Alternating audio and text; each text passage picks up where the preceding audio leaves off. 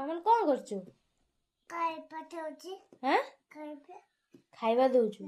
କଣ ଖାଇବା? ବାପା ବାପାକୁ? ବାପା ଦାଦା ପିଟି ବୋଇବା। ନାନା କୋଟେ ବୋଇବା। ନାନା କତିକି ଯିବ? ପିଟି ବୋଇବି। ତୁ କଣ ଖାଇବାକୁ କଣ କରୁଛୁ? ମୁଁ ଏଇଠି ଅଛି। ମୋ ଏଠି ଦାଦା ବୋଇବି। ଏଠିଟା ମୋ ଦାଦା ବୋଇବି।